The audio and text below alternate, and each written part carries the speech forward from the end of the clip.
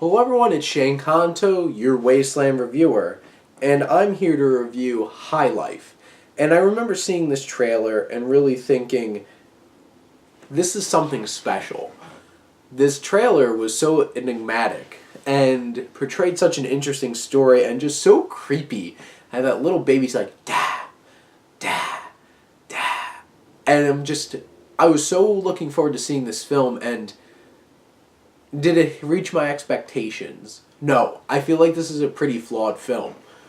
But did it really affect me? It did indeed, because this is a very interesting film. Claire Denis, who directed and wrote this film, and she had previously made Let the Sun Shine In, that I saw last year and absolutely hated. I thought it was garbage. Just a terrible film. But this film, there's so much going for it, but I was so locked into this film towards the beginning.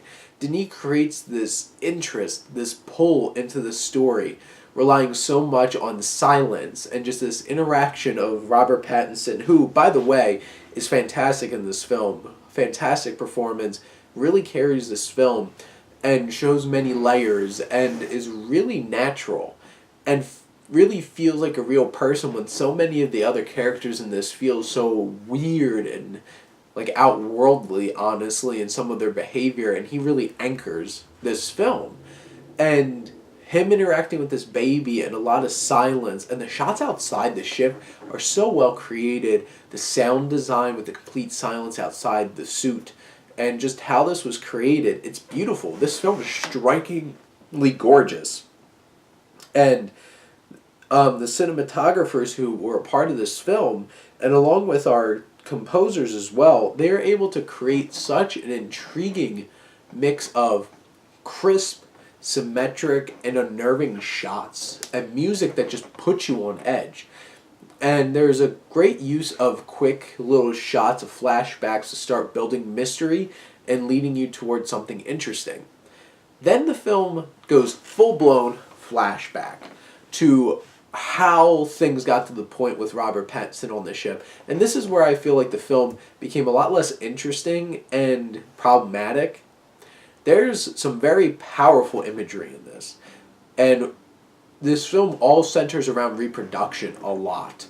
And I'm going to let you know, this film is weird and goes to crazy lengths to really push home these different kind of twisted ideas of reproduction. And bodily fluids are very symbolic in this film and used quite a bit, and can make an audience member feel really uncomfortable. The showing of rape and just pure violation of human privacy and rights is really discomforting in this film. And it's used to good effect in certain ways, and sometimes it just feels too much. And Juliette Binoche, who plays this doctor on board, she is an enigma. And she's so fascinating and has this sexuality and charisma on screen that's just awe-inspiring, and you're just drawn in by her. And some of the crazy shit that she does in this film is surprising and really keeps you on the edge of your seat. And this film's unexpected, but at some point it started meandering and you weren't quite sure where it was going and what was the purpose anymore. One particular performance by Mia Goth I thought was obnoxious and took me out of the film.